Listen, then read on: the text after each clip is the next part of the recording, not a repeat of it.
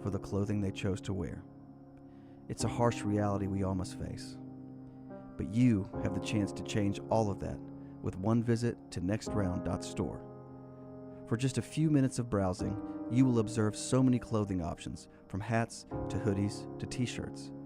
Please, for yourself or someone you love, go to nextround.store and embrace the warmth of true attire.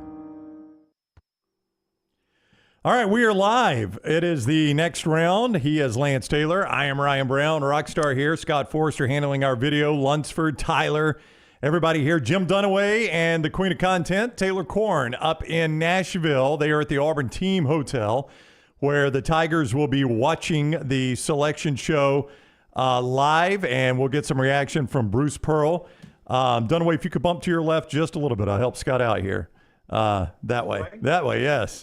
There you go. That's perfect. LT, let's start. We're about to see 4 teams from the state of Alabama unveiled in the conference tournament bracket, or the NCAA tournament bracket here. Yeah, congratulations to Andy Kennedy. That is, going into this, you felt like Sanford had a really good shot at winning their conference tournament. We knew Alabama and Auburn were locked in.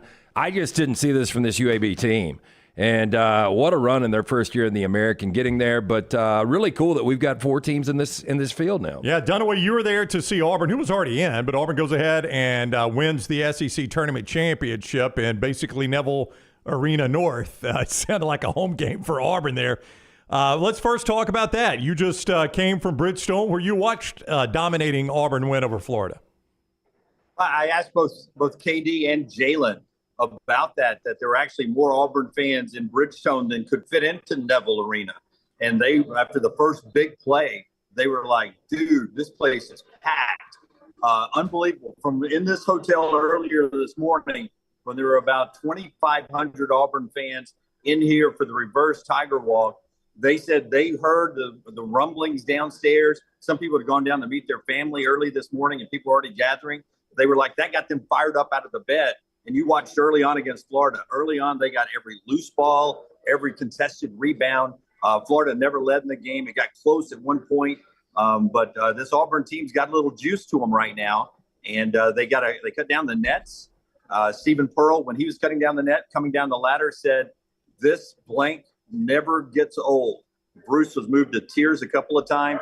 Emotional week up here in Nashville for Auburn. They are SEC champions. You're either are regular season champs, SEC champs, or national champs. So they've cut down the nets, and they hope to make some noise when the bracket's unveiled here in a second. And I think a lot of people feel like they can. Just over Dunaway's left shoulder, you could see some people going in and out that door. And right now, some of the Auburn team members making their way in. That is where Auburn will be watching their fate unveiled, who they will be playing. Gut feeling right now is MyBookie.ag. Code Next Round brings you our show and our bracket challenge. We'll tell you more about that. Gut feeling right now, Auburn is what seed? Well, I think they're playing like a 2 seed, but they're going to be a 3 seed in my opinion. I think Alabama's more in a 5 mode. I think an interesting thing to look out for. We talked about possibly matching up Sanford with one of these teams before we talked about UAB. I could see UAB be a 12, Alabama fall to a 5 line. Committee's got a sense of humor. Don't be surprised at all if you see UAB and Alabama matched up, and Alabama fans don't want to see that. That even works to 4-13, LT. If UAB's a 13, if their numbers aren't good, and Alabama's the 16th overall and slides in as the worst number 4, that's how Kentucky and Louisville started playing each other in the reg, and that's more of a storyline than even Sanford against Alabama or Auburn. Oh, yeah. Yeah, so we got some bid stealers in. UAB, assuming Florida Atlantic makes it in as an at-large, which I think they're going to. Yeah, that seems to be the conventional wisdom. Lenardi's about 90. I forgot what his clip is. It's high. It's like 97, 98% on his at-large, and he's got them as one of the final 4 teams in this bracket. Yeah, so UAB would be a bid stealer. We saw a bid stealer last night with NC State over North Carolina. So there are a couple teams that might have been in this tournament 48 hours ago that are not going to be in now. Yeah, Duquesne making their first tournament appearance since 1977 with Dayton going out in the A-10. That was another bid stealer. So according to Lenardi and all of the experts, this is going to be the most chaotic bracket that we have seen reveal since 2019, just because 4 automatics were stolen. Yeah, Dunaway, that's what if you're one of these bubble teams, you were a North Carolina fan last night, you were a Florida Atlantic fan against Temple. Once it got to be Temple UAB, you knew that bid was gone. But the bubble teams had a rough 48 hours there. really did, because Texas A&M played their way into the bracket right here at the SEC tournament. They did enough to get themselves off of the bubble and into the bracket, where they probably have no problem. They probably won't even go to Dayton. So it's a deep SEC tournament here. Mississippi State and A&M are in, joining the 6, so there'll be 8 SEC teams. So I even consider what A&M did here to really steal a net large bid from somebody, because I thought they were going to be on the outside looking in if they didn't do something here in Nashville. But it's been a chaotic 48 hours for a lot of teams. Absolutely, it has. Jake is an Alabama fan. He says, I do not want to see UAB, Sanford, or I say he's an Alabama fan. He could be either. I do not want to see UAB, Sanford, or McNeese. If you're an Alabama fan, that's the neighborhood you're in right now. Those are it's a team like that you're about to see. Yeah, and look, they might be on that line. Dunaway, you said they might be the 16th overall team and the worst 4 seed. They are not playing like a 4 seed. No. In fact, of all the SEC teams, of the original 6 that we knew were locked in when we came to Nashville, I think Alabama's playing the worst basketball. I think Auburn's playing good. Florida, until the massive injury today, I was going to have deep in the tournament. That's going to impact them a little bit, but they still have a lot of juice. Obviously, I think Tennessee and Kentucky will bounce back. I don't really trust South Carolina, as I've told you a couple of times, but they've looked good when they haven't played Alabama or Auburn. But Alabama's got to fix some problems, and I don't know if they can this year until they get a roster reset. Alabama was one of the sexy picks, obviously a 1 seed last year, to not only get to a Final Four. A lot of people had them winning a national championship. I think when you look at nationally, I think you're going to see a lot of Auburn to the Final Four. I think that is going to be a trendier pick out of the SEC than 2 seed Tennessee. Yeah, well, I think because Tennessee showed you a little bit of what scares the heck out of you with them. They've already shown it to you in Nashville. Is when it gets to March and April, Tennessee disappears. Well, obviously I don't have a monitor here, so correct me, help me out if they start unveiling teams. But and I mentioned this a couple of times, they're now running too much through Dalton Connect. They're a deep team, but they're trying to do too much with Dalton. He had a bad night the other night, and they get eliminated up here in Nashville. They've got to fix that a little bit too. You can't just ride on Dalton Connect, good night, bad night. They're too deep of a team for Tennessee. And I'm with you on Auburn. LT and Brownie, you follow this a long time. 3 seeds make it to the Final Four all the time. Well, and let me say this. Last year, and there were a lot of upsets in the tournament last year, but you had 2 5 seeds make it to the Final Four last year.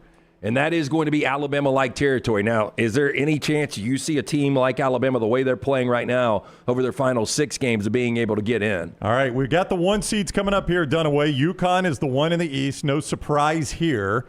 We're going to see if they unveil that entire East bracket. One year they unveiled all the 1s, and then the brackets. It looks like they're going to unveil the whole bracket. They will get Stetson as the 16. So the 116 in that East region is UConn Stetson.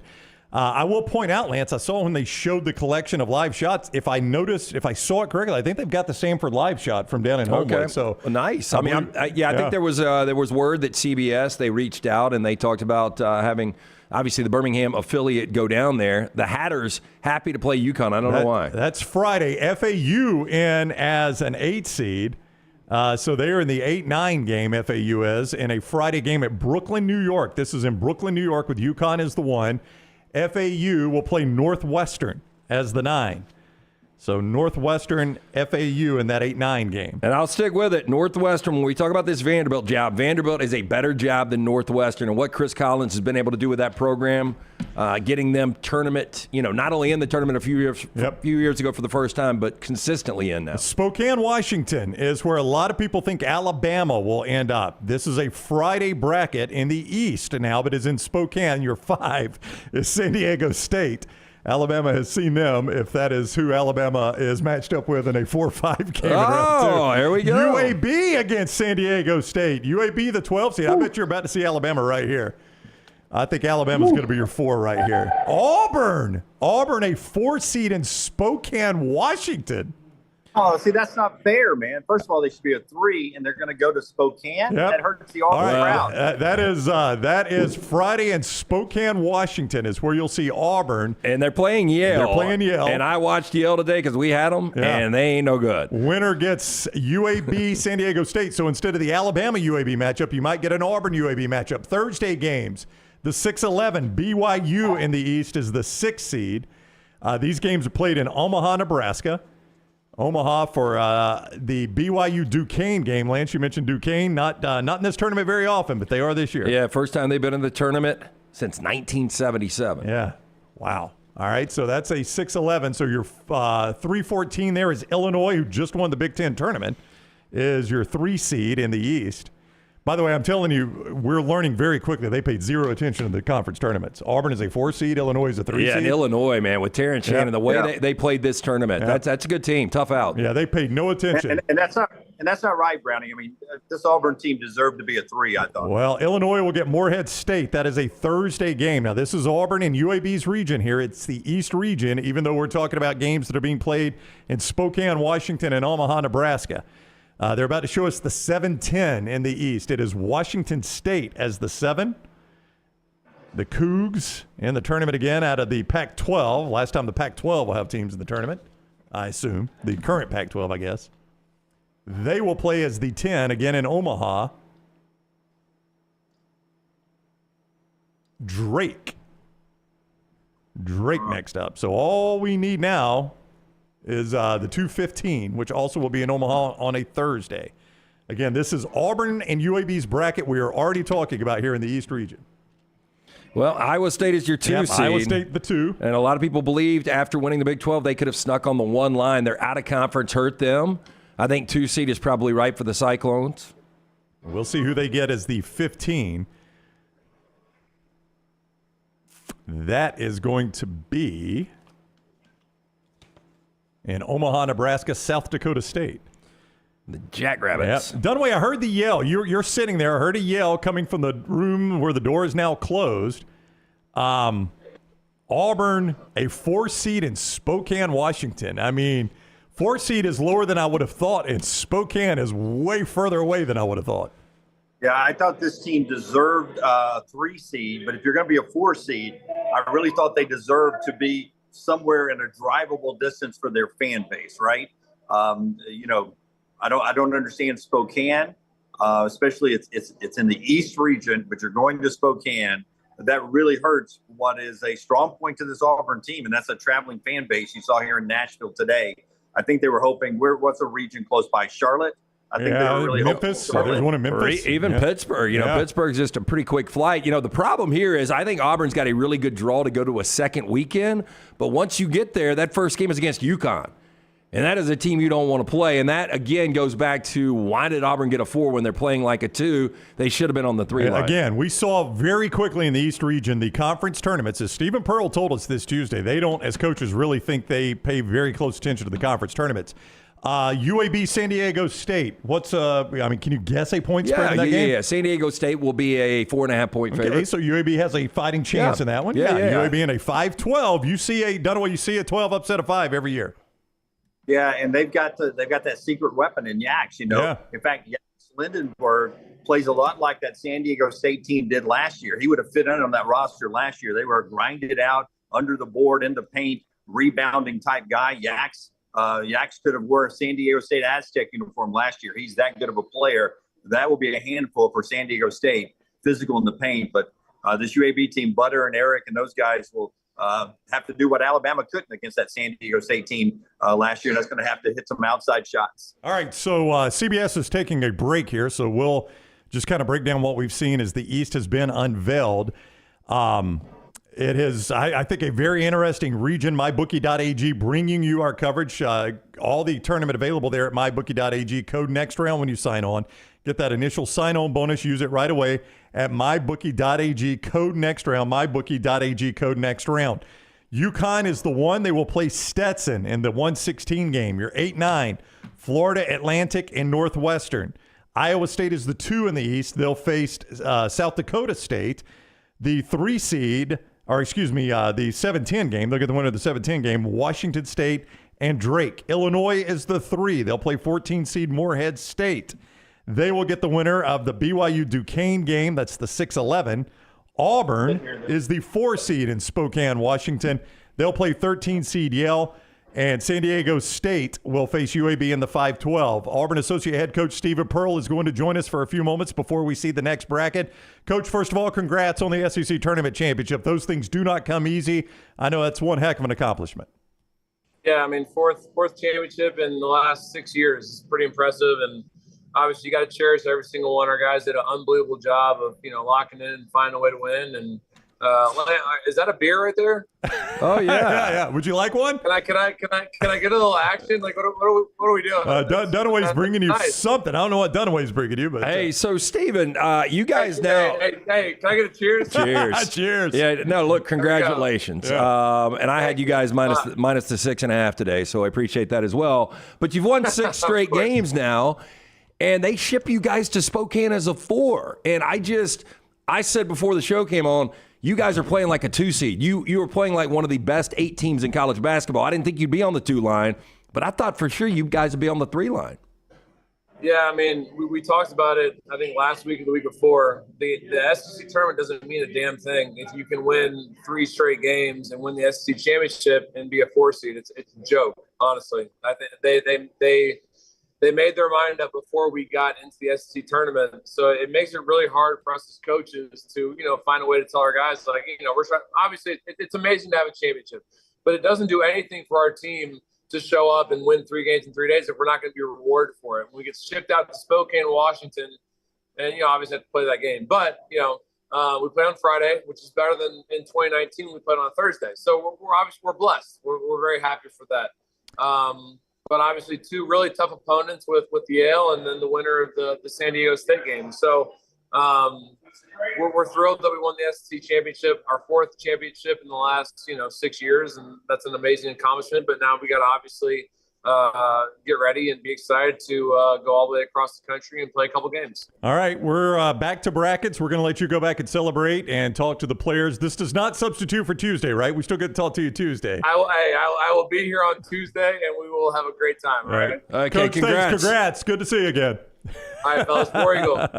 Houston is your 1 seed in the South. Look at Dunaway. I used this a couple of times tonight. I bet. Stephen Pearl, the associate head coach of Auburn, with us. We appreciate him coming on with us. All right, Houston Lance, the 1 seed. This is a Friday in Memphis, Tennessee. Is where Houston will be playing Longwood. I do not remember Longwood ever having a bid in this tournament. I could be wrong about this, but this is the first time I remember the name of Longwood being in this NCAA field. Second time, I think. And second, Nebraska, who made a run in the Big Ten tournament, is your 8th seed in that region. The Huskers played some pretty good basketball into the mare. Yeah, look, Fred Hoiberg has turned this team around, and I think they needed to make a little splash. That is an example of, it seems like the committee was watching them in the tournament. Oh, they'll get Texas A&M. A&M in as a 9 seed in Memphis. Nebraska, A&M. That's an interesting game. Yeah, right old there. school like Big 12 matchup, and that's a great matchup. I'll tell you what, A&M Houston. If A&M can get past that, A&M Houston, the way A&M played in Nashville, interesting little game there. All right, we're going to go back to the Brooklyn Arena. Wisconsin is your 5 seed in the South. I think they're underseeded. Up until the final couple of minutes, it looked like they had a really good chance of winning a Big Ten championship. And, boy, that's a tough draw for whoever they've got coming up as a 12 Well, we're about here. to find out. This is a 5-12 game, UAB in a 5-12 game against San Diego State, Wisconsin in the South 5-12 game against James Madison. So you said that's tough for James Madison, not tough for Wisconsin. Yeah, I think Wisconsin's a really good team. James Madison, 31-3, by the way, on the season, but they will be running up against a Wisconsin team that just played in the Big Ten championship game. Again, a 5 seed, as Stephen Pearl just told you, and he told us last Tuesday. Those conference tournaments don't mean a whole lot, and we've seen it already. Duke is the 4 seed in this region. This could be Sanford material right here. You think so? 4-13. This would be Brooklyn, New York. Here it comes. A Friday game, 4-13 against Duke. The 13, Vermont. Vermont is your 13. Duke, Vermont. Vermont 28-6 on the year. Duke out early in the ACC tournament. So that's in Brooklyn on Friday. All right, we're going to move to Pittsburgh. 6-11 in that region. Texas. Did Vermont beat an old Coach K team one time? I don't remember that. I don't think so. I don't remember that. Okay. Texas Tech, the 6th seed on a Thursday game in Pittsburgh. They will play NC State, who played their way into this tournament. by winning the ACC tournament. 22 wins on the season for NC State, but they started the weekend out of the tournament. Yeah, really out of nowhere. Kevin Keats, his team, man, the way they played, too, they dominated the ACC tournament. All right, the 314 also in Pittsburgh on a Thursday. This is a 314 on a Thursday. Winner gets the winner of Texas Tech and NC State. Kentucky, a 3 seed. Wow, Kentucky out early in the SEC tournament, gets a 3 seed in Pittsburgh. Not that bad a drive from Lexington. No, that place will be absolutely covered up with Kentucky I mean, fans. Texas That's Tech. a money move. Yeah, money it is. move. They will play Yeah. Oakland. They will play 14 seed Oakland. Again, man, if you ever wonder if they pay any attention to these conference tournaments, Kentucky goes out first game. Well, and this Florida. is, Go ahead. I was just going to say, this is one of the reasons Bill Self packed it up before they even, dressed for the first Big 12 game. Florida, the 7 seed in the South bracket. They will get 10 seed in Indianapolis, either Boise State or Colorado. That's our first play-in game announcement. Boise State or Colorado in a play-in game. One of the best 7 seeds. And again, the injury today, when you lose a legit 7-footer, that's a big loss for Florida. But still, one of the best 7 seeds coming into a tournament I've seen. All right, the 215, the only game we haven't seen so far in the South region. This also will be Friday in Indianapolis. The 215, boy, when they break them down, and you're not, you don't have the audio, and this takes forever. Marquette, a 2. This is Dunaway's sexy pick, Jimmy D. You like Marquette? I do. Two's high for them, though. They play like a 3. Well, I mean, again, they're Kentucky. yeah. I mean, I Marquette. can't believe Kentucky's a 3. Yeah. Marquette, without their best players, still made a run in the Big East. They'll get the Hilltoppers of Western Kentucky. So here you go. The South region. Houston is the 1 seed. They'll play Longwood Friday in Memphis. They will get the winner of the 8-9 game, Nebraska and Texas A&M. Marquette is your 2 seed. They will play Western Kentucky and Indianapolis in the 2-15 game. They will get the winner of Florida, who will play the play-in winner as a 10 seed, Boise or Colorado. That is Friday in Indianapolis. Kentucky, the 3 seed in that region. They'll play Oakland and Pittsburgh. They will get the winner of the Texas Tech NC State game, 6-11 there. Duke is the 4 seed in Brooklyn. They will play Vermont, the 13 seed.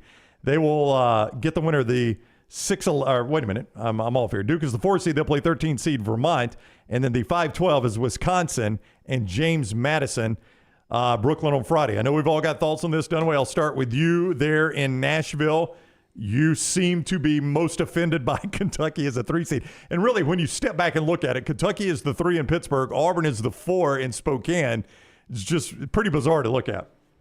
Yeah, I mean, it's a little disrespectful in what Auburn has done, not just in Nashville, but throughout the season. I know their Q1 is where we were talking going into the tournament that maybe that was going to be the sticking point with the committee, but you had some, Mississippi State, Texas A&M, they sort of moved up all the rankings by playing well in the SEC tournament, in my opinion.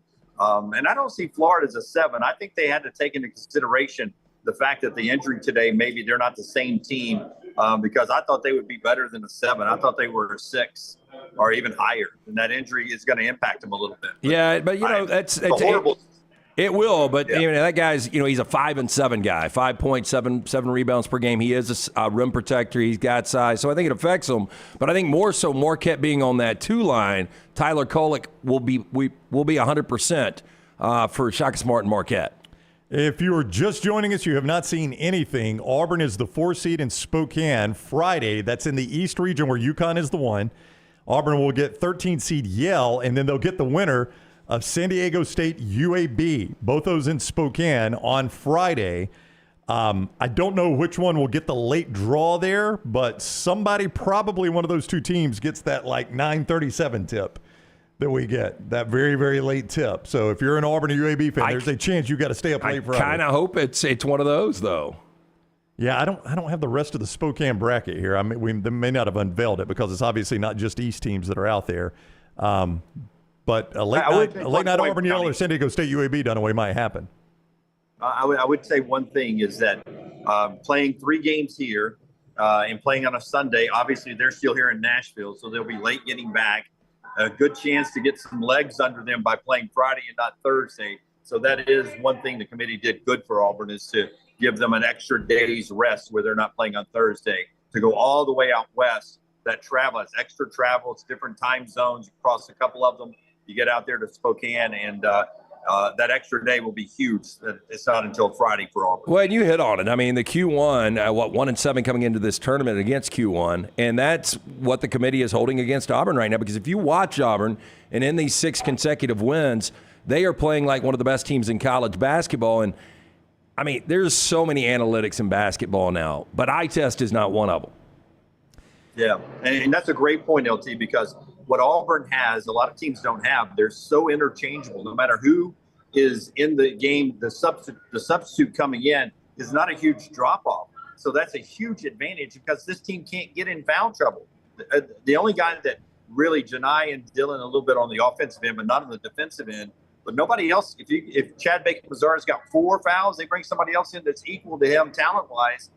That's what makes this team so dangerous. Well, and on the broadcast today, and I know a lot of guys, analysts will get caught up in their game, but Jimmy Dykes said going into the tournament, this is maybe the most balanced team in all of college basketball, and I agree. I mean, 37 more bench points from Auburn today. And the way they play defense, guys. I mean, you saw 10 blocks today. Yeah, I mean. Yeah, they held the point guard, number 1 for Florida, it's named Walter, I think. Clayton. No point, no field goals, 2 free throw points in the first half. The other night against Michi, no field goals, no points in the first half. This team dogs you defensively, and that goes a long way, I think, in the tournament. All right, so we have yet to see Sanford and Alabama unveiled. Based on what you have now seen, the way they have treated the conference tournaments, you think Alabama's still a 5? I think Alabama, again, go back to Q1 wins. Well, they have more than Auburn. They did, but they still weren't good in that category. So I think Alabama, the way they're playing right now, I think they're going to be a 5. And I think there is a chance we get this Sanford-Alabama 5-12 matchup. Dunaway?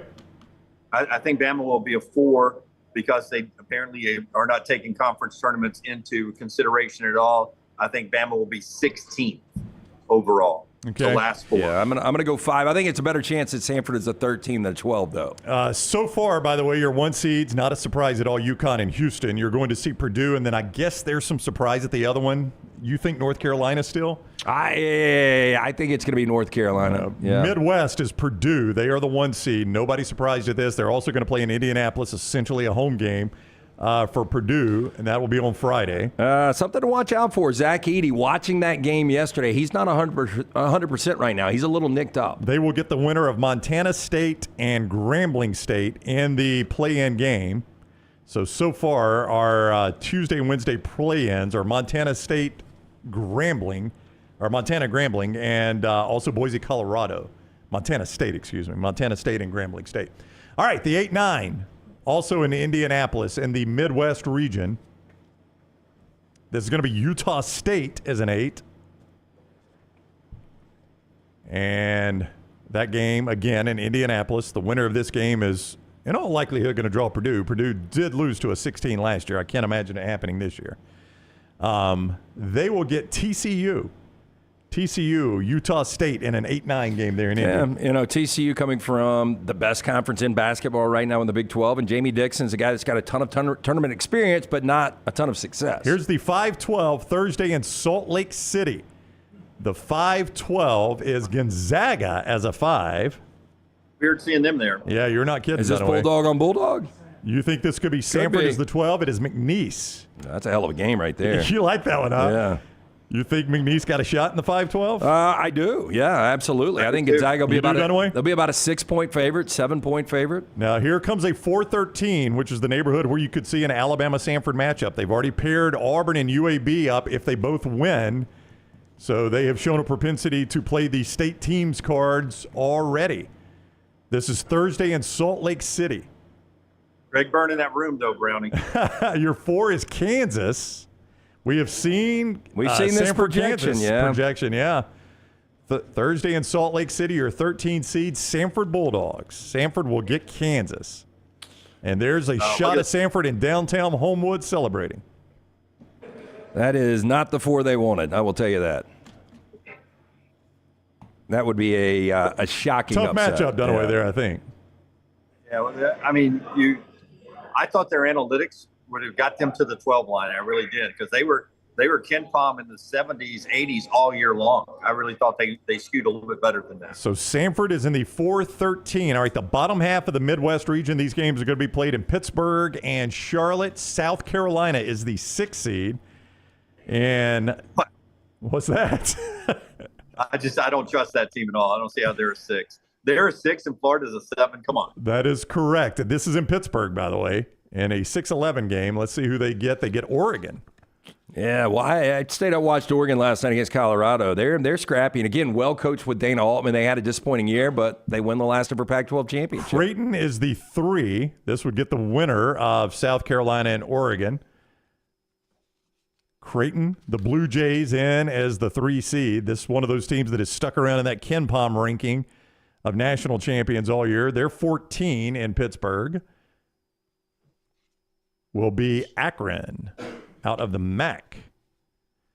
All right, so we got 2 games left here. These games will be in Charlotte on Thursday, the ones I just talked about in Pittsburgh. So Thursday, we got Charlotte, 2 seed Texas. Texas a 2 seed. Texas is a 2. No, I'm sorry, No, it's a they're 7. 7. Excuse me, my apologies. Yeah, I was about to say. My apologies. They will get the winner of Virginia, Colorado State in the play-in game. Virginia got in. Yeah. There were projections they might not get in. Yep. Now the 2 where I had Texas a moment ago, very surprising to everyone involved, including Texas, if they were paying attention. Your 2-15 to be played in Charlotte. Tennessee, a 2 seed. So that answers North Carolina's question. So UT holds on to the 2 seed after their Friday afternoon exit in Nashville against Mississippi State. And we'll get to play in Charlotte. That is home territory for the Vols. Not a bad drive from Knoxville at all over across state lines to get to Charlotte. And their 15-seeded opponent will be St. Peter's, who has 1 victory over an SEC team in their belt.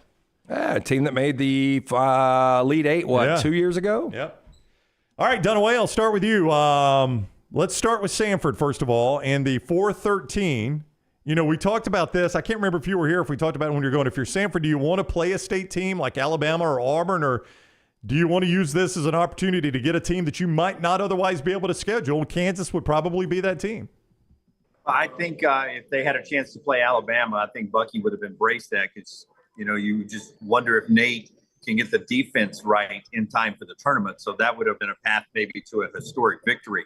But obviously, if you can shock Kansas, that would resonate even more on a national scale if you can eliminate Bill Self and the defending champs. So our team that's won a lot of championships.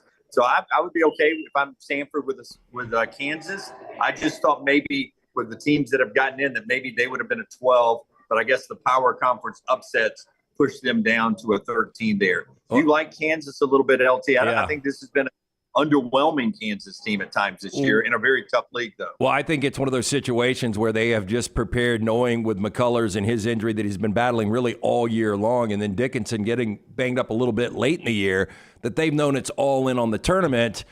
And that's a team that you don't want to play if they're 100%, and they're going to be so well rested. And outside of the ones, they look like they've got a great draw to go to the second weekend, because they probably get probably Gonzaga in the second round. Kansas is going to be double-digit favorites in both of these first games, and this will show you the depth of this tournament. Auburn's a 4 seed, Duke's a 4 seed, and Kansas is a 4 seed. That's true. Yeah. For those wondering, wishing, hoping ahead real quick, Dunaway, if you are Auburn and you're able to advance out of Spokane, the East Regional will be played in Boston. Your next up would be Boston. I know they're playing in Spokane. Don't get confused by that. They're in the East Region with UConn. You would go to Boston next. If you are UAB, same is true for you, obviously. You're in that same Spokane region with Auburn. You are headed to Boston if you can advance. The Midwest for Sanford, if they catch lightning in a bottle and they advance, they would go to Little Caesars Arena in Detroit. We don't know where Alabama is seated just yet, but Alabama, if they are able to advance, they will be in the West, which is played at Crypto.com Arena in L.A., Dunaway. So for our state teams, if they are able to advance, Boston, Detroit, and Los Angeles is what we're looking at here. So wait a second. So we know Alabama, where basically where they're going to play their Well, first they're round going to be in the. games, We right? don't know Yeah. that, but we know they're going to be in the West. I'm saying if they advance in that region, they would be Okay, in I see. Crypto.com. Yeah, wow, that's a lot of road trips for our little company. I love that. Well, and the last remaining 1 seed is going to be North Carolina. Yep.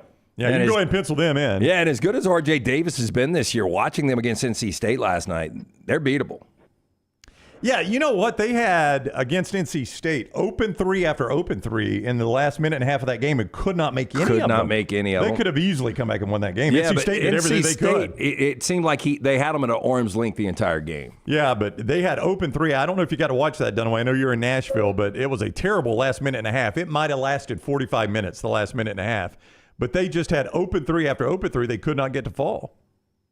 Yeah, I did not get to see it. Was it officiating or just the bad missed shots? All right, they just missed open shots. And, Yeah, I and mean- NC State just played possessed this entire tournament. Yeah, I mean, they were the first team to ever do that in the ACC tournament. What, they win 5 straight, Yeah, 5 in 5 days? straight. Yeah. And a double-digit I saw the seed. highlights and just an amazing run from them and amazing run from UAB. And then, of course, what Auburn's been able to do up here at the SEC Championship in front of what had to be 16,000 Auburn fans up here today. Very little Florida. The arena was packed. I know we're waiting to come back from the commercial break to see where Alabama goes. Is there a local location that Alabama fans will be easy to get to? Well, Memphis is a host, and I've tried to keep up with it. I don't think they have filled up the Memphis region just yet. Yeah. So I think there are still some spots. Houston and Nebraska, the Houston Longwood and the Nebraska Texas A&M game are the only games I know for a fact are in Memphis right now. I've been trying to keep up with this. So there's still some spots left in Memphis that if you're an Alabama fan, you hope that is where you are headed. We're about to find out because they're about to unveil the West Regional here. MyBookie.ag bringing you our reaction. We'll hear from Nate Oats momentarily. Perhaps reaction for Bruce Pearl. We've already talked to Associate Head Coach Stephen Pearl, as Dunaway is there in Nashville, a little T. MyBookie.ag, code next round. They're not only bringing you our bracket challenge that you could play, but they are your home for betting any of these games in the tournament. Bet anything, anytime, anywhere. MyBookie.ag, code next round. Here we go. The West region, where the West Finals will be played at Crypto.com Arena. As everybody already knew, North Carolina is going to be your 1 seed there. The ACC champion, not the tournament champion. They lost the tournament championship, of course, to NC State last night. In Charlotte, they'll get a home game, obviously. And this is a Thursday game in Charlotte. They will get the winner of Howard and Wagner. And another play-in game, Howard-Wagner, will get the right to play UNC. The 8-9 also in Charlotte for the right to face North Carolina in the second round. Mississippi State as an 8. Chris Jan's team hoping they'll get to play North Carolina. Boy, it's going to be a dangerous second-round game for North Carolina. Michigan State, the 9. So if you're Carolina, you get a state. It's either Mississippi or Michigan. And I don't know that I would want to face either one of those. Yeah, Michigan State's been really, really inconsistent this year. Still and Tom Izzo. I think they were lucky to actually slide into this tournament. Yep. But, yeah, that'll be a tricky second-round game. Here's a 5-12 in Spokane. We're back in Spokane, which we're about to get a 4-13 and a 5-12 in Spokane. So Alabama territory here. They will not play Auburn or UAB, but could play in the same arena. St. Mary's is your 5. This would not surprise me. They never win in Spokane. They never win in Spokane. St. Mary's, yeah. So your 12 there is Grand Canyon. Grand Canyon is your 12. All right, we're about to get to 4-13. I'm pretty sure you're going to see Alabama right here, Lance. I would think, yeah. I mean, where so else you gonna put Alabama them? looks like they're going to be in Spokane in a Friday game. Alabama, Auburn, and UAB in all likelihood about to be playing in Spokane, Washington. How about that? The 4 seed in the West region is Alabama. Wow. And the 13 that the Crimson Tide will play there in Spokane will be Charleston. 27-7 Charleston. Used to be a really good program. I mean, for the same price, they could have just sent Sanford there and saved Yeah. everybody in the state a lot of money, right? You're right. All right, we'll come back and react to this, but let's get the remainder of the bracket here. This is in Memphis, 6 seed Clemson. Clemson is in Memphis as the 6 seed. And they will play on Friday, New Mexico. It's a pretty good New Mexico team, too, for an 11 seed. Yeah. Little Patino down there, right? Yep. Little Patino. A lot of people thought you might get Big Patino versus Little Patino in a play-in. Well, that's a really good Mountain West conference, and they, knocked off San Diego State to win it yesterday. Here's your 3-14 in Memphis. Baylor, your 3 seed. Boy, I mean, the NCAA is so predictable, sending Alabama, UAB, and Auburn to Spokane. Colgate is your 14 seed in the West region. So 2 more games left, the 7-10 and the 2-15. Then we'll get some quick reaction from Dunaway. He's going to go talk to Bruce Pearl and the gang. 7 is Dayton. We'll have Nate Oats coming up momentarily. We'll hear from him. 7 seed Dayton. This is in Salt Lake City. And the 10 will be Nevada. Again, the winners of this region will go play in Crypto.com Arena, or this regional. They will advance to Crypto.com Arena in Los Angeles. Auburn and UAB, both in Spokane, would advance to TD Garden in Boston. They're in the East region, though they're playing in Spokane. Arizona is your 2 seed. Yeah, for a long time, Tommy Lloyd's Wildcats were projected as a 1 seed. Kind of fell off a little bit at the end of the year. Yep. But still 25-8 this year. And they will be playing the last team to be announced in this tournament, 15 seeded in Salt Lake City, Long Beach State. Who, by the way, Dan Monson, who was Gonzaga's former coach, got fired from Long Beach State before the tournament started. And what did he do? He went out and won the tournament. Yep, that's the way it goes. All right, Dunaway, quick reaction. Auburn, UAB, and Alabama all in Spokane. You say that's predictable. How is that predictable? Because it's just the NCAA, man. They just send all the state teams to one place. We do the pods to make it easier travel-wise, and now we're sending 3 teams from the state of Alabama to Spokane, Washington. Bad for the fans, bad for the teams. You do away with the pods. Let's go back. You're in the West, go to the West. Well, let me say this. Is there a possibility? Like if I'm an airline, I'm having as many directs from Birmingham to Spokane as I can, because you could sell a couple of those things out. Absolutely. But the airlines are not on the selection committee, so I don't. Good for the airlines. It's the Delta region. Bad for the selection committee. All right, Dunaway, you go.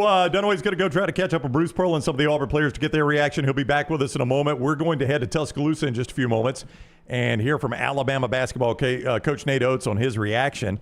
We talked about, Lance, the spot. Let's talk about the matchup, Charleston in Spokane. Alabama will obviously be a favorite in the 4-13 game. They would get the winner of St. Mary's Grand Canyon. How do you like that draw for the Crimson Tide? Well, Charleston was 15-3 in conference. It's a team that, I'm trying to look at their out-of-conference right now. They don't have any, electric score. Your leading scorer is Renee Smith, a guard, a little under 13 per game. You've only got 3 guys that average in double digits. The thing is, you've got a ton of guys that play 10-plus minutes. So their rotation, they're going to be fresh, nonstop. It's a team that averages 80 points per game. So against Alabama, that probably goes up to about 90, right? Yeah. The way Alabama's playing defense. That's the conversion rate, I think. Yeah, I mean, I did this math today. Bama's 2-4 in their last 6 games. And in those 6 games, they've allowed 97 points per game. Well, I mean, it reared its ugly head again, right, against Florida. You saw it the other night. Florida got on a run after Alabama started well Friday night. Yeah, it was Florida, up 8-0 out of the gate. Yeah, 8-0 out of the gate. Florida's got to burn a timeout. And then once they started on the run, Alabama just they don't get any stops. Yeah, There's just never a stop. Out of conference, another tournament team, Duquesne, who had no chance of getting into this tournament until this miracle run in the A10.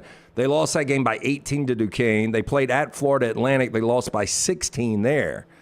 So when you're looking at some so-called quality opponents, they have not fared well. The first 4 out, Oklahoma, Seton Hall, Indiana State, and Pittsburgh. Sad for Indiana State. That is a team, Lance, that spent a lot of time in the net top 30 and the Ken Pom top 30, and will have to go play the NIT now. Well, it's just another example. The Missouri Valley was a well-respected kind of Group 5 conference for a long time, but if you don't win that like Drake did, then you can go 28-6 in the regular season, and you're not going to get in. Yeah, we've talked about it with Bucky McMillan. It just shows you how difficult that is to be the best team in your conference during the regular season, but also win that conference tournament that is so important. Well, I think what hurt them was once they got ranked in the regular season, they lost back-to-back games to Illinois State and Southern Illinois. If they win those games, you're talking about a team that is on an 18-game win streak, and they'd be a 30-win team, and they would have gotten at-large with those 2 wins. MyBookie.ag, code next round when you sign on at MyBookie.ag. They will also bring you the tournament challenge that we will have, the next round tournament challenge at MyBookie.ag. That is code next round at MyBookie.ag, and code next round gets you that sign-on bonus. Use it and win with it, and it is yours and yours forever. MyBookie.ag, code next round. Just a quick recap as we await Nate Oats. He will be speaking with the media momentarily. Auburn is in the East region with UAB. UConn is the 1 seed in that region. UConn is going to be playing in Brooklyn, New York. Auburn and UAB will be playing in Spokane, Washington, which is where Alabama is, in a totally different region, by the way. Auburn playing Yale, which Lance said, I've watched Yale. They're not good. They're not. Auburn by 30 in that one, sounds like you're saying. Yeah, I could see that. I think Auburn will probably be, I'd put them at about a 16-point favorite. Yeah, okay. San Diego State, UAB. You've already given me UAB about a 4.5 point dog in your opinion on that one. Yeah, I think that's about right. San Diego State, Brian Dutcher, a guy that actually played for a national championship. They play really good defense. Not the team they were last year, but still a really good team. So that is in the East region in Spokane, Washington. It still sounds weird. They've been doing this for years, but it still sounds weird to say that. The other high-seeded teams in that region, Iowa State the 2, Illinois the 3, BYU the 6. So that's the neighborhood that Auburn and UAB are playing in. For the Sanford Bulldogs, they're in the Midwest region. They would advance to Detroit if they could win, but they will start in Salt Lake City. Purdue is the 1 seed in that region, but they will play 4-seeded Kansas, 13-seed Sanford, 4-seed Kansas. I remember a couple of weeks ago when somebody mentioned this, one of the bracket analysts, you said then, before it was even official, that is not a great matchup for the Bulldogs. Yeah, I think this Kansas team, it's gonna get magnified that they lose in the first round of the Big 12 tournament. They get run off the court against Cincinnati, and they just didn't play good basketball down the stretch. But they were without 2 of the best players in all of college basketball. And I think when those guys get back, Hunter Dickinson transferred for a reason, and it obviously was a good move. You saw how bad Michigan was this year. They paid him a lot of money, though, to come in and do special things. And I think when McCullough's back and with Dickinson, I think Kansas is more like a 2 seed. Anyway, in that Midwest region, Purdue is the 1, Tennessee is the 2. They will play, Tennessee will, in Charlotte against St. Peter's. Again, one of the things that we talked about going into this tournament, and Stephen Pearl said it just a moment ago when he was live with us. He said it Tuesday when he was live with us.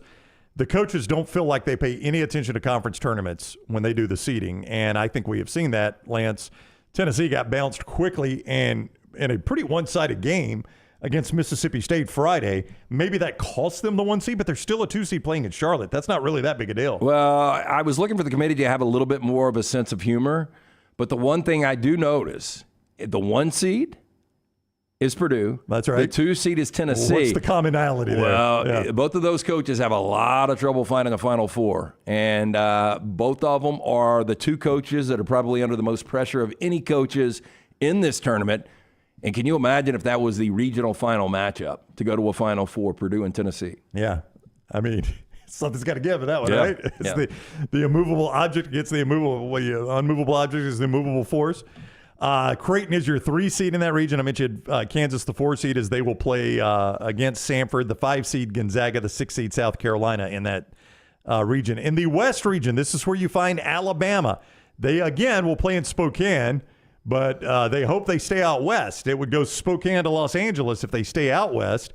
UNC is the 1 seed. Alabama is in the 4-13 game against Charleston. I was just looking at some stats. Wyatt Fulton, who covers, he works with Tide 100.9, just a real quick, and you had mentioned some of this, real quick summation from the Ken Palm on Charleston, Alabama's opponent.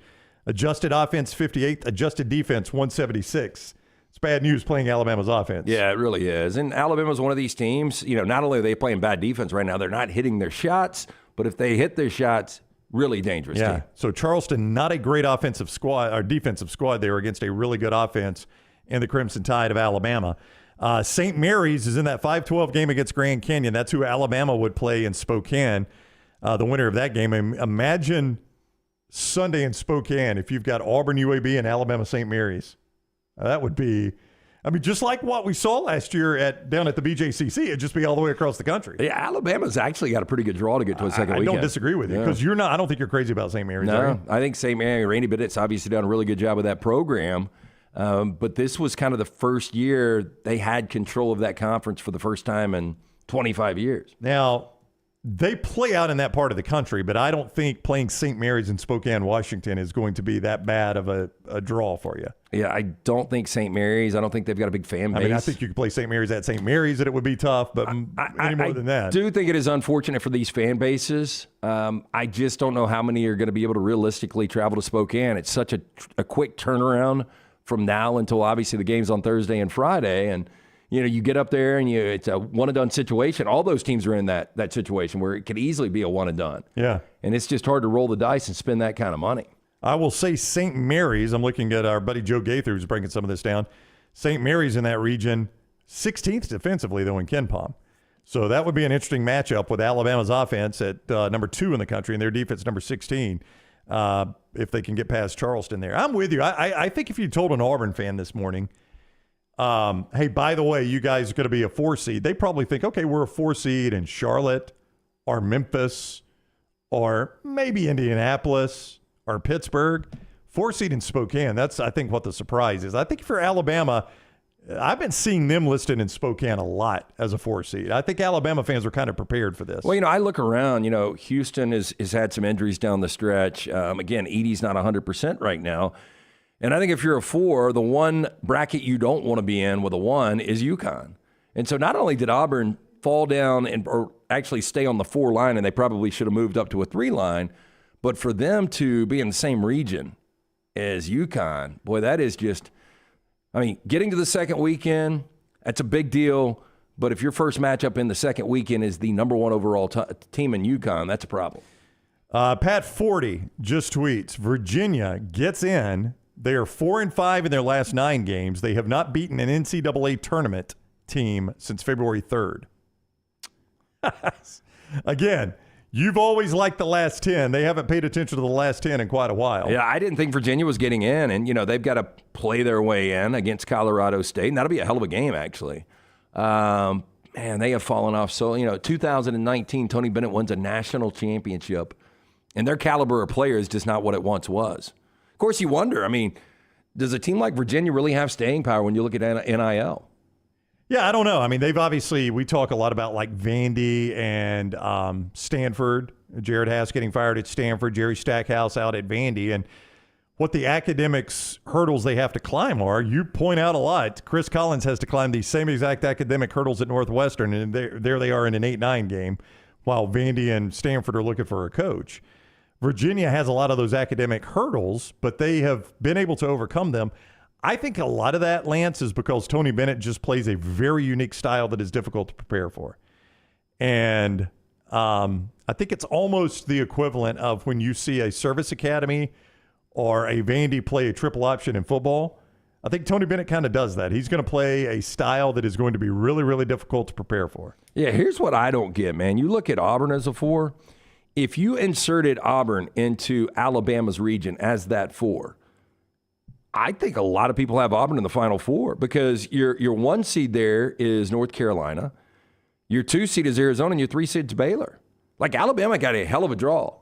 They got, all things considered, obviously you don't really want to go out west, but to stay on the 4 line and to have the 1, 2s, and 3s that they've got in their region, that is a manageable bracket right there. So you think Alabama got shipped out west but got the better draw of anybody we're talking about here? I think in terms of Auburn, they got a much better draw than Auburn. Yeah. Auburn, again, your 1 is probably the best team in college basketball. Your reigning defending champion in UConn. Your 2 is Iowa State. A lot of people believe they were going to be the other 1. And your 3 is Illinois that just won the Big Ten tournament. They're red hot right now. Yeah. MyBookie.ag, code next round when you sign on at MyBookie.ag. We're awaiting Alabama basketball coach Nate Oats, hopefully up soon here. Coach was scheduled to be on about 15 minutes or so ago, but as you are well aware, they were not announced until very, very late. So Coach is about to join us here, and we will hear from Alabama coach Nate Oats on Alabama's bid in the tournament as the 4 seed in the West region. Just real quick, some of the conference teams that are in. What do you think about Nebraska, Texas A&M? That's the 8-9. Winner gets Houston in Memphis on Sunday. Yeah, I didn't have a lot of expectation for A&M coming into this tournament, but, guard play goes a long way, and Wade Taylor's one of these guys. Their preseason SEC Player of the Year. He can get hot. This is a team that they shoot a ton of free throws. I think 23% of their production is from the free throw line. And, you just wonder if this is one of those Nebraska teams that Fred Hoiberg is building this. Is it kind of house money now that you've gotten to a tournament? Florida gets the Boise, Colorado winner. That's Indianapolis on Friday. If they can advance, will get the winner of Marquette, Western Kentucky. Florida got anything for Marquette? Boy, Marquette was offensively challenged against UConn. Both of them were in the Big East final game. But, boy, they had a tough time getting the ball in the basket. Yeah, but Tyler Kolek, again, has been out for a long time for Shaka Smart. He's going to be back in that lineup. That's where they're going to get their offense. And Marquette is a completely different team with him. But Florida's got the size. The problem for Florida is even if you get by there, then there's a good chance you've got Kentucky waiting for you first game of the second weekend. And that's it. Kentucky is the 3 seed. They'll play in Pittsburgh against Oakland. And that 3-14, they would get the winner of Texas Tech and NC State. Boy, I like Kentucky's draw right there, don't you? Yeah, I'm going to tell you, I'm going to have Kentucky in the Final Four. You've already looked that far in advance, huh? You think they get past Houston? I do. Boy, I just tell you, the thing that scared me to death, Lance, you watched Friday, I know. In that game against Texas A&M, they just did not stop anything going to the rim. They got no stops. Well, that is their problem. It's probably not as magnified as Alabama's defense. And we've seen Kentucky, much like, and by the way, a team that did not get in St. John's. They were for a minute after. Weren't even among the first 4 out. No. Yeah. And I think Lenardi had them as the first 4 out. But we all remember Rick Pitino talking about how unathletic this team was and how miserable it was coaching. And it really worked. It turned things around. You remember when Calipari called out this defense and the effort. And then they went out and they played their best basketball game of the year. So you've just got to find a way to get Kentucky back focused. When they are focused, they're one of the top 5 teams in college basketball, in my opinion. By the way, Duke, the 4 seed, that's all in the South region as we look at some of the other SEC teams that made it in. Another American team that made it in, FAU, in that 8-9 game against Northwestern. Interesting game there. Dusty May's team did not have the best finish to the season, but this time last year was the time Dusty May's team came on the scene and everybody found out about it. Yeah, 30-win team last year, and they were a 5 seed, and they go in route, and they lose on a last-second shot to San Diego State. I mean, they were so close to playing for a national championship. It's been a disappointing season for the Owls, but I think they're fortunate just to be in. I think they're much more athletic than Northwestern. So good news is I think Florida Atlantic will be a slight favorite, a 1 or 2 point favorite against Northwestern. The bad news is you win that game, you get UConn. SEC got 8 teams in. One of those is South Carolina as the 6th seed. They play Oregon, who you mentioned the other night in the Pac-12 championship. Oregon, they play them in Pittsburgh in the 6-11 game. They would get the winner of Creighton and Akron. So how do you like South Carolina's draw there? I think it'll be a hell of a game. I think South Carolina is going to be a skinny favorite against Oregon, probably 3.5. I would say that number. But it just depends on Creighton. If Creighton, and if Creighton's hitting their threes, Creighton is a tough out. And Creighton's got a lot of tournament experience. And then you look at, they've also got a legitimate, 7-footer in the Kalkbrenner kid who can absolutely play. You got 3 guys that average more than 17 right now for the Blue Jays. And then Michigan State and Mississippi State. That's the 8-9 game. Winner gets North Carolina. I think when Mississippi State popped up there, you kind of cringed a little bit for North Carolina. If it's Chris Jans and Mississippi State playing North Carolina, you think the Dogs have a shot? Well, look, North Carolina is a much more talented team. There is a reason they're the number 1 seed. Didn't look good last night against NC State. Again, Mississippi State, Michigan State just fortunate to be in this tournament. I'm going to say the Spartans are probably a 1.5 to 2 point favorite. Yeah, I've not seen any point spreads yet. I'll see if MyBookie.ag has any up yet. I have not seen any. Normally, about an hour after the No, they're already bracket. Up in some spots. Oh, I haven't seen them. But, I mean, the brackets just got released to major websites right now. They just formulated those. I would have thought those would have been out a little quicker. Yeah. So we'll get some point spreads as quick as we can. Again, you think Auburn, it really doesn't matter, but they're a big I'm going to say they're a 15-point favorite. Yeah. I think they will be the largest 4-13 favorite. You think Alabama is? I think Alabama is 8. an 8-point favorite. 8 to 10. San Diego State about a 4.5 point favorite over UAB. Yep, that's about right. 4.5. And I think Sanford is probably a 12 to 13 point underdog against Kansas. Okay, 12 to 13 Yeah, points. the one thing I can almost guarantee you this bracket, and this is not going on a major limb, but we have seen 2 16s upset ones now in the past. Yeah. That ain't happening this year. You're going to go ahead and call that Yeah, one. that ain't happening. So your 16-1s are play-in winner against Purdue. Montana State Grambling against Purdue. Purdue's the one that lost it last year, by the way. Oh, I know. If that – literally, I like Matt Painter, really good dude, and he's had some really good regular seasons. But if they lose that game back-to-back, yeah, he's out. Fire him. You've got UConn playing Stetson in the East, Houston playing Longwood in the South. That's up in Memphis. And then North Carolina gets the winner of Howard and Wagner. Wagner. I was writing these so fast, my penmanship was terrible. Howard and Wagner. So that's your 1/16. I tend to agree with you. Your 5/12's always tricky. San Diego State, UAB, and Spokane. Wisconsin, James Madison, and Brooklyn. Gonzaga, McNeese in Salt Lake City, and St. Mary's Grand Canyon in Spokane. They're in Alabama's region. So you got Auburn and Alabama. And technically, if Sanford's able to advance, Sanford would all face a winner of a 5/12. You like any of those? I don't know. I did want to bring this up about Alabama because I know we're about to hear from Nate Oats. In theory. I think he really, when he starts to digest where they actually are, I think he's going to love his draw. You think so? Yeah, I mean, I say that. I mean, I think Alabama could easily get beat by Charleston just the way they're playing right now. But again, I mean, you look around at the other fours. I mean, if Sanford if Kansas beats Sanford, they've got to play Gonzaga or McNeese. I think you get a better break with St. Mary's or Grand Canyon. The other 4-13, you've got Auburn against Yale, which that seems like a layup. But the second round game, San Diego State or UAB is going to be really, really difficult. And if you're fortunate enough to get past that, you got UConn. And for Duke, they'll get by Vermont, but then you've got probably Wisconsin sitting there. And if you're fortunate enough to beat Wisconsin, you got Kentucky. So I think all the other fours got really bad draws. Yeah, I got to say about UConn, their coach, who is obviously a very good coach. He is unlikable. Boy, he spends a lot of time worried about the crowd, doesn't he? Oh, my gosh, it's nonstop. He tried to get a guy thrown out of the game up there. Wait, he said he didn't? Well, he was talking to security at halftime and pointing at somebody. He is, he's tough to like, but he's a hell of a coach. Yeah, I mean, obviously, he's got them as a 1 seed again. He has resurrected UConn back to where Jim Calhoun had them. And Kevin Ollie did he win a championship? He did win a championship. So, I mean, that is obviously a program where... But that was one of those out of nowhere. It did come out of nowhere. Yeah, I think they were a 5 seed that year. Yeah, but that's one of those where you say every coach that coaches there wins a championship. Lunsford has found some early DraftKings odds. Lance, here you go. Give me the game, and I'll tell you what Auburn. Lunsford, is this correct? Auburn is in the 4-13 game against Yale. I will say Auburn is 14. Did you get it wrong, Luntz?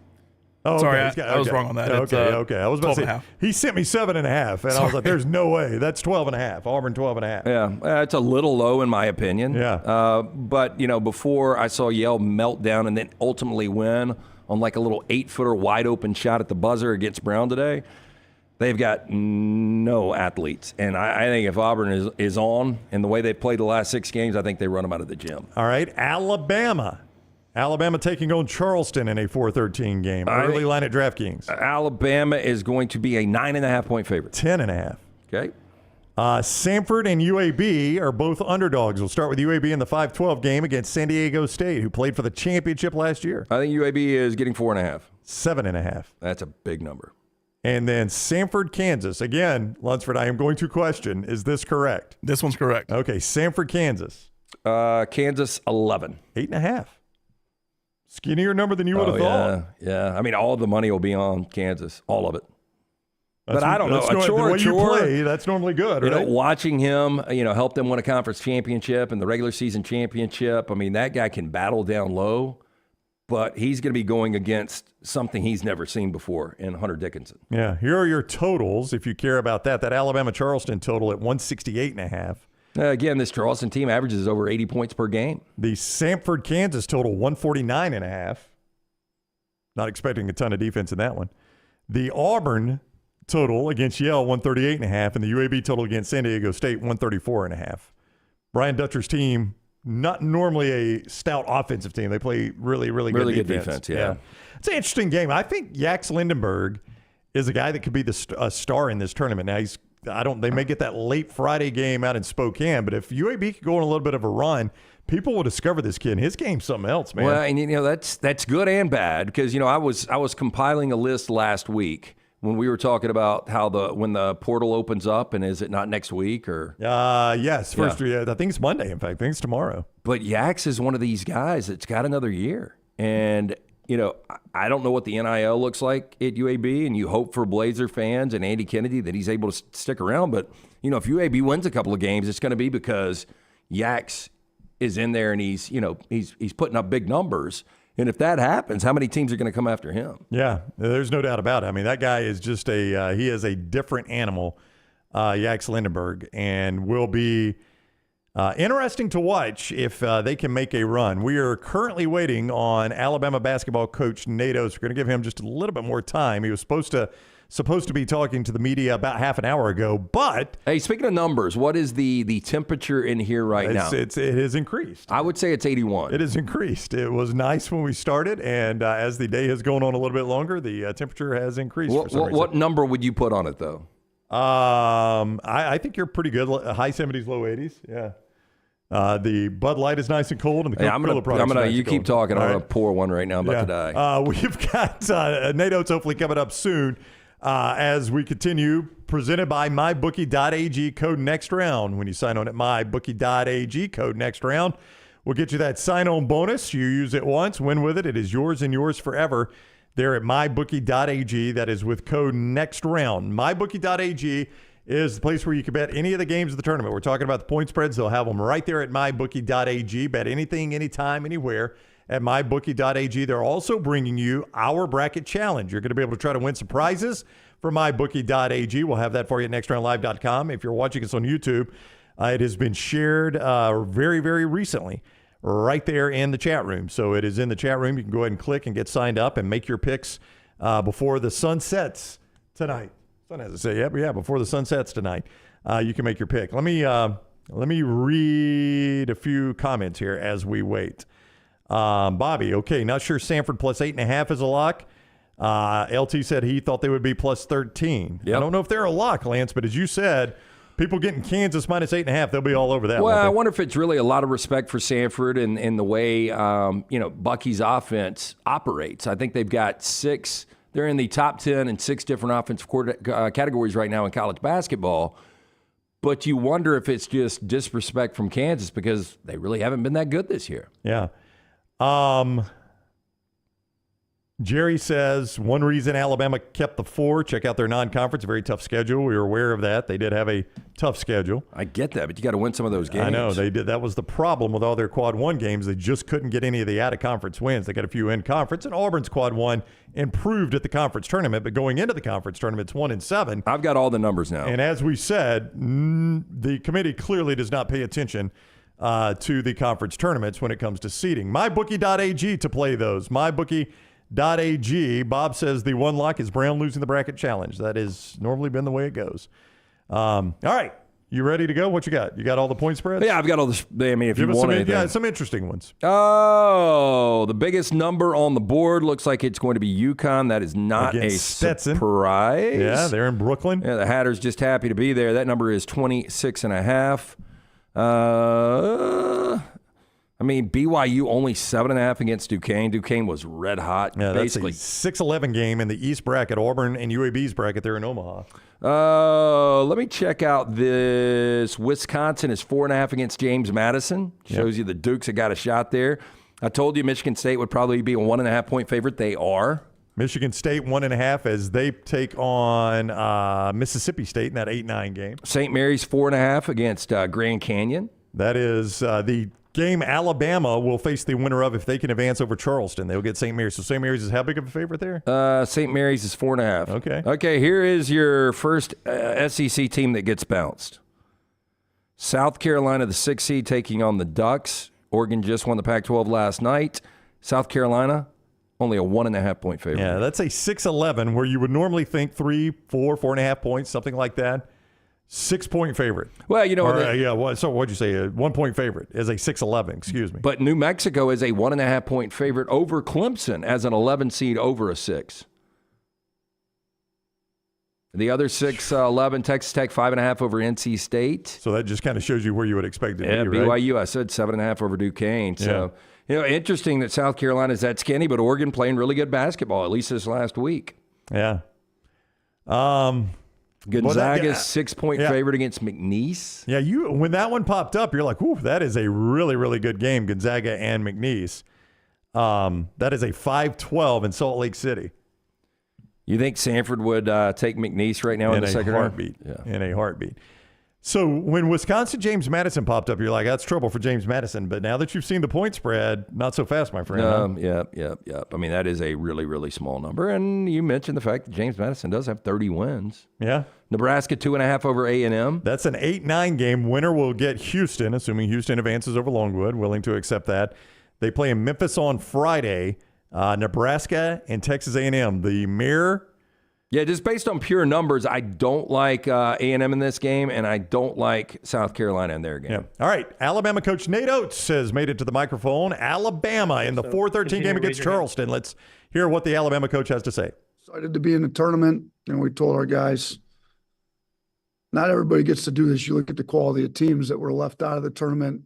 There's a lot of good players not playing anymore. There's a lot of good teams not playing. So regardless of where we get sent, we're excited to go there. Spokane, we've had good runs out west. Personally, we've got a long flight out to Spokane. Charleston's got a longer flight. So don't know a ton about Charleston. Coach Kelsey's one of the better up and coming young head coaches. They play a pretty modern style of basketball, pretty similar to us, to be honest with you. I mean, their offense is top 60 in the country. Their pace of play is top 50. Their three-point rate's top 20.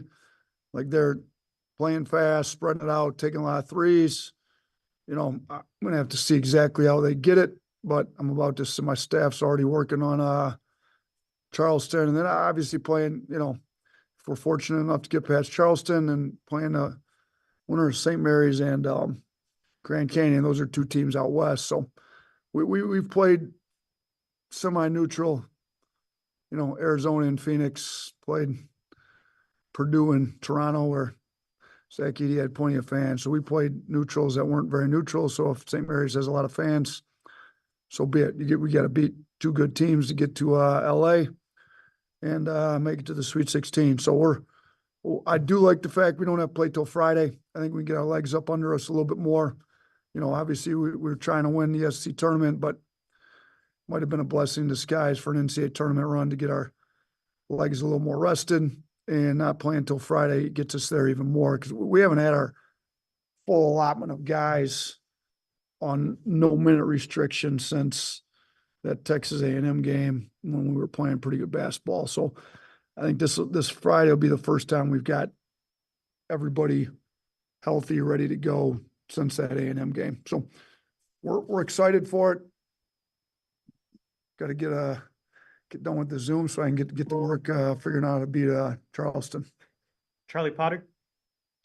Yeah, hey coach, this is a little off topic, but UTSA announced that Coach Clonch was going to be their new head coach. Just what do you thought of the job that he's done this season, and is the expectation he'll stick around with you guys through the tournament? Yeah, he's definitely sticking around with us. This is his first tournament he's been in. He wants to make a run. I mean, he's been great for the program. I talk about when the tide rises, all the boats rise. We had a good year. Obviously, we would have liked to have had a better year. And when you're comparing what we've done, the number one overall seed last year and 2 Sweet 16s in the previous 3 years, 4 SEC trophies in the previous 3 years, some people may look at it as a little disappointing. We're a 4 seed. Alabama's never been a 4 seed or higher in back-to-back tournaments in school history. Austin, for us to lose the entire staff and then come in and lose, 75, 80% of the roster to do what we did this year is pretty good. And you got to give the staff a lot of credit. I think, the AD at San Antonio, I talked to Lisa for little bit yesterday. I think Austin was a great head coach before he got here. I think he'll do a great job there. I'm super happy for him. Talked to him a lot over the last 24 hours about this. Like, I'm all for taking care of your players, whatever's best for them. You know, we found out Clowney's going to be a first-round pick. Like, you got to go. Like, find out Austin can get a job this good in the American Conference after 1 year with us. Like, it's a good job to take it. You need to go take it. But we need you locked in on trying to make as deep a run as we can in the NCAA tournament. So happy for Austin. He's a great culture guy. He's great mind as a head coach, brought a lot to the program. You know, we both learned from each other in the year he was here. I think he'll do a great job there. Nick Kelly. Yeah, Nate, this is a Charleston team that I think has won 12 in a row. And you guys obviously have lost 3 of your last 4. How do you kind of, I guess, stop their run?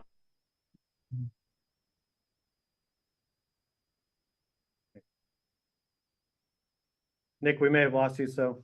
Is it Nick or is it? Oh, sorry. Yeah, I think it was me. I don't know what you heard, but how do you stop their run? That's, I mean, 12 games they've won in a row. And for you guys get going on a run, having lost 3 of the last 4. Yeah, they've obviously got a lot of momentum. I think they got the second longest winning streak in the country right now. And it's a pretty good league too. So it's not like, you know, they've been playing bad teams. They're playing some, I played in similar league in the MAC and Buffalo, like to win 12 games in a row against that caliber teams, that's saying a lot. So they're hot. Like I told our guys, you know, we've lost some games here in the last couple of weeks. We also haven't been healthy. This will be the first time we've got everybody available. And we had everybody available last game, but it's almost like you're knocking the rust off a little bit with some of the guys that haven't been in as much. So, you know, it's a new season. A lot of teams are done. There's not that many teams left playing meaningful games. We're treating it like it's a whole new season, and we're playing a really good team. I mean, I've been on the other side of this. You know, I've been a 13 seed playing a 4 at Buffalo and came in and beat Arizona. So I've got a pretty good idea of the mindset of that group, and they're hungry. I'm sure they can't wait to play us. They're excited. You know, this is a program that's been really good for the last 2 years under Coach Kelsey. So, you know, we're not going to necessarily look at they've won 12 in a row. They're on momentum. We're not. It's the first game of a new season, and who comes ready to play for 40 minutes in that first game? Chase Goodbread. Coach, wanted to ask you if you could just kind of retrace when you identified defense as an issue for this team, because you've been talking about it really since the beginning of the season. But even before that, did you recognize preseason, or even if it was when you finalized the roster, that there could be an issue there? I mean, we talked about it from day one, because 2 out of the last 3 years, we were third, 92nd, third. Everybody came here to win championships. The 2 years that we were third, we won 4 trophies in the SEC. The 1 year we were 92nd, we had some very quality wins, but we had some really bad losses.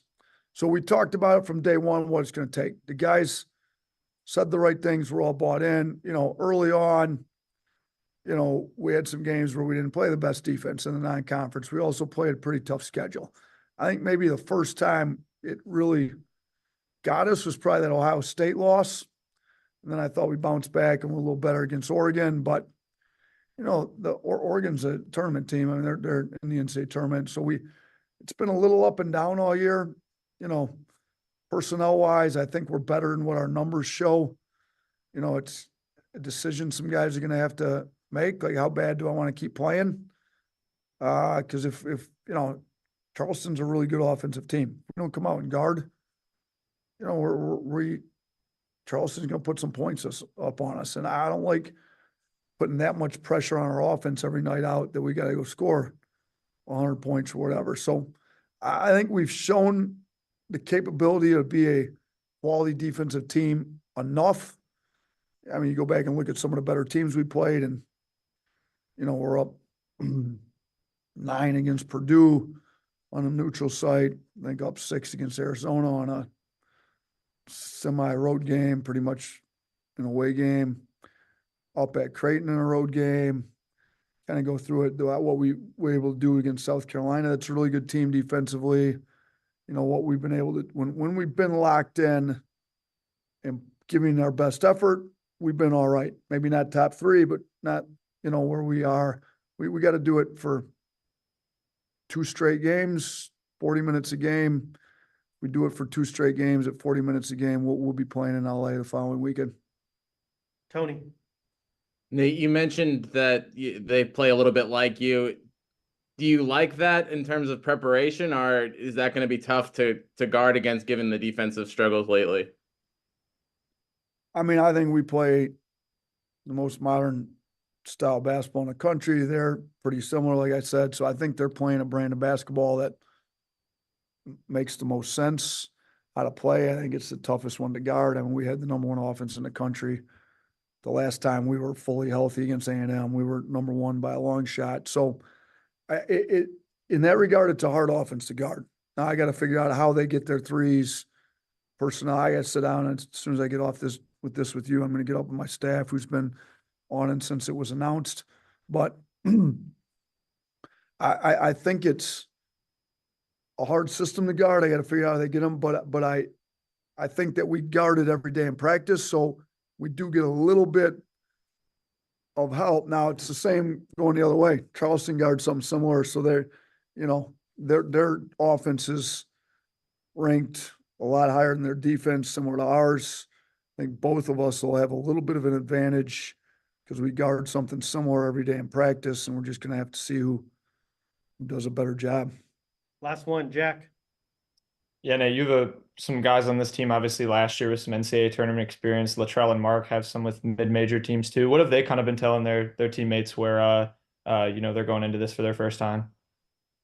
Look, yeah, we kind of went around and talked about who's played in the tournament. There's only 4 scholarship guys that have played in the tournament, or 3 from last year, and then Trelly out at Fullerton. Wagay was on the West Virginia team, but he was injured and didn't play. So, you know, they didn't talk a ton yet. I'm sure they will be talking as we go on. You know, we reconvene to go over how to beat Charleston.